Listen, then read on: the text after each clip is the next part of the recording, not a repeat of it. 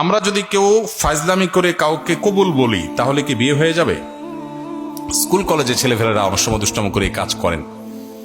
দেখুন, সালাতুন জিদ্দুহুন্না জিদ্দুন ওয়া হাজলুহুন্না জিদ্দুন। নবী সাল্লাল্লাহু আলাইহি ওয়াসাল্লাম বলেছেন তিনটা কাজ হাসতে হাসতে করলে যা হবে সিরিয়াসলি করলেও তা হবে।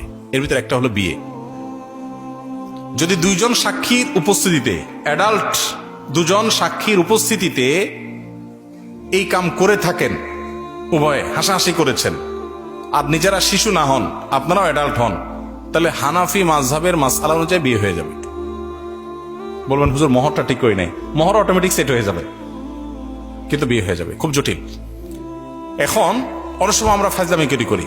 এখন কেউ নাটক সিনেমাতে অভিনয় করার জন্য করছে, সেটাও যদি দুজন সাক্ষীর সামনে করে, ওই ব্যাকল জানে না যদি আবিয়াত্তা হয়ে থাকে বিয়ে হয়ে যাবে, আর যদি বিবাহিত হয় তাহলে তার কোনো উপায় নেই।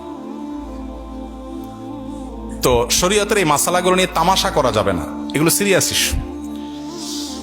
আমার 2 বছর বয়সী পুত্র সন্তান সারা রাত একটুও ঘুমায় না, খুব কান্নাকাটি করে, বাড়িতে সবাই অসুস্থ হয়ে পড়ছি না ঘুমিয়ে। এখন করণীয় কি? ভালো কোনো রাকি শরণাপন্ন হবেন। আমার অফিসে রুকিয়ার জন্য শত শত মানুষের সিরিয়াল।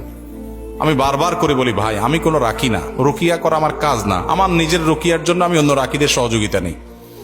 আপনি সোশ্যাল মিডিয়াতে রুকিয়া সাপোর্ট গ্রুপ সার্চ করলে অনেক গ্রুপ, অনেক লোক পাবেন যারা ভালো ভালো রুকিয়া করেন, কোরআন হাদিস থেকে রুকিয়া করেন, কোনো শিরকি কাজ ভুয়া কাজ করেন না। জাস্ট এটুকু নিশ্চিত হয়ে যে কোনো রাকির শরণাপন্ন হবেন।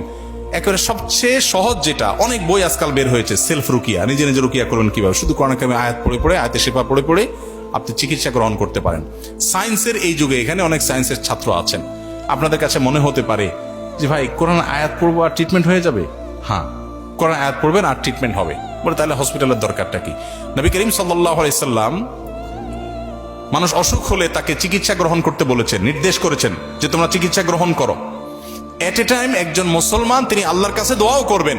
এই রুকিয়াটা হলো পার্ট অফ দোয়া। আপনি দুইটাই সমান্তরাল ভাবে করবেন। এবং বিশেষ করে এই যে রোগীর কথা বললেন, বাচ্চা কাঁদে অস্বাভাবিক, এটার জন্য যদি আপনি মিরাকল দেখতে চান, আপনি সুন্নাহ সম্মত রুকিয়াতে আপনি যান। আমি আপনাকে আল্লাহর উপর ভরসা করে বলতে পারি আপনি আল্লাহর কুদরত দেখতে পাবেন। আমার জীবনে বহুবার দেখার সুযোগ হয়েছে যে কোরআনে কারিম কিভাবে মিরাকলের মতো কাজ করে। এজন্য বাচ্চারা অস্বাভাবিক কান্নাকাটি করছে, অস্বাভাবিক কিছু করছে, মনে হচ্ছে যেটা মেডিকেল সায়েন্স রিলেটেড কিছু না, অস্বাভাবিক, তাহলে বুঝতে হবে যেটা রুকিয়া রিলেটেড ইস্যু। আপনি কোরআন তেলাওয়াত শুরু করে দেন। সূরা বাকারা হলো কমন রুকিয়া। নবী সাল্লাল্লাহু আলাইহি সাল্লাম বলেছেন সূরা বাকারা, এইটার তেলাওয়াত যদি আপনি কোনো ভাষায় করেন, তাহলে সে ভাষায় এই যে জাদু বা এই জাতীয় সমস্যা যদি থাকে, আল্লাহ তাআলা এটা থেকে মুক্ত করবেন এবং শয়তান ওখানে থাকতে পারেন। এই জন্য সূরা বাকারা তেলাওয়াত করবেন। তেলাওয়াত করতে পারেন না, অডিও চালাই দিবেন, এটা শুনবেন মনোযোগ দিয়ে। ইনশাআল্লাহ দেখবেন এই জাতীয় বিষয়গুলো ট্রিটমেন্ট হয়েছে। আর সবচেয়ে ভালো হয় ভালো কোনো রাকি শরণাপন্ন হবেন, ইনশাআল্লাহ ঠিক হবে। আমি একজন বেকার যুবক, অনার্স 2য় বর্ষে পড়ি। আমার মা আমাকে এখনই বিয়ে দিতে চায়, কিন্তু আমি নিজে উপার্জন অক্ষম না হয়ে সংসারে জড়াতে চাই না। এখন আমি কি করব? মানসিক চাপে আছে। কি কপাল পড়া ছেলে, চিন্তা করেন। বউ ছেলে আমাদের কাছে কাগজ লেখা দেয়, বাপ মা বিয়ে করায় না, সে বিয়ে করতে চায়, আর এর মা বিয়ে করাতে চায়, সে পয়সা কামানো দেখি করবে না।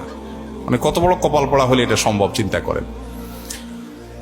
কোন মা বাবা যদি উদ্যোগী হয়ে সন্তানকে বিয়ে করান, আলহামদুলিল্লাহ, তার মানে মা বাবা সাপোর্ট করবেন, বউকে না খাওয়ায় মারবেন না, রেখে দিবেন না, তার মানে তোমার বাবা মার সাপোর্ট আছে ভাই। তাহলে এই সুযোগটা তো গ্রহণ করা উচিত, কি বলেন? একই সাথে কাজও করা উচিত।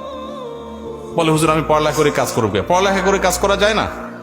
আমি যখন যশোর দর্না মাদ্রাসায় পড়ি, আমার ভাই সাক্ষী, তখন আমি যুব উন্নয়নে ইমামতি করে চাকরি করি, 600 টাকা মাসে বেতন।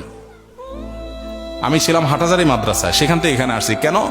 কারণ আমার বাবা সাতক্ষীরাতে মাছের ঘেরে ব্যবসা করতে গিয়ে অনেক লস খেয়েছে, একেবারে আকাশ থেকে পাতালে পড়ার মতো। তখন বাবাকে সাপোর্ট দেওয়ার প্রয়োজন হয়েছে ফিনান্সিয়ালি। আমি তখন ভালো মাদ্রাসা ছেড়ে, হাটহাজারী ছেড়ে যশোর দর্না এসে ভর্তি হয়েছি।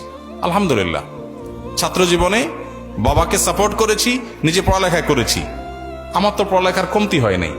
10 stand, 3rd stand, 2nd stand সব যশোর দর্না মাদ্রাসা থেকে হয়েছে। সাক্ষী সব এখানে আছে, ওস্তাদরা আছেন, মাশাআল্লাহ, মুরব্বীরা ওস্তাদরা আছেন মাদ্রাসার। আমাদের কাশিমপুর হুজুর আছেন, আমাদের হাবেশ সাহেব হুজুর আছেন, তো আমাদের আসাদুল্লাহ একরাম এখানে আছেন। তাহলে ছাত্ররা যারা মনে করেন যে ছাত্র জীবনে আমি উপার্জন করবো কোত্থেকে, এটা ভুল কথা। চেষ্টা করলেই সম্ভব। আমরা এখন অবশ্য ঢাকাতে আসুন্নাহ ফাউন্ডেশন থেকে আমাদের ইউনিভার্সিটি স্টুডেন্টদের জন্য আমরা নানামুখী উদ্যোগ গ্রহণ করছি। আপনি চাইলেই হাতের কাছে স্ত্রীর ডাল ভাতের টাকা জোগাড় করার জন্য হিম্মত করলে একজন যুবক অনেক কিছু করতে পারে পড়াশোনার পাশাপাশি। বিধায় আপনি হীনমন্য না হয়ে এই অফারটা গ্রহণ করে ফেলবেন এবং হালাল উপার্জন করার চেষ্টা করবেন। বাবা মা যদি সাপোর্ট করে আলহামদুলিল্লাহ, আর কোনো কথাই নেই। মা বাবার অবাধ্য সন্তানদের জন্য মা বাবার করণীয় কি? অবাধ্য সন্তানকে বাধ্য করা এটা কঠিন একটা কাজ। দোয়া করবেন, চেষ্টা করবেন। ভালো কিছু বই আছে, সমকালীন প্রকাশনী থেকে একটা বই ছাপা হয়েছে, মা মা মা বাবা।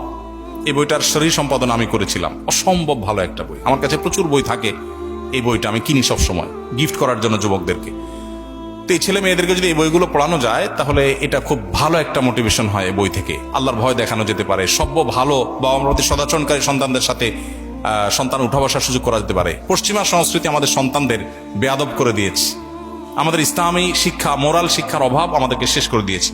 তো ওই জায়গাটাতে ফোকাস দিতে হবে এবং আল্লাহর কাছে চোখের পানি ফেলতে হবে। আর সবচেয়ে বড় কাজ হলো মা বাবা বাচ্চাকে শৈশব থেকে আদব লেহাজ শিখাইতে হবে।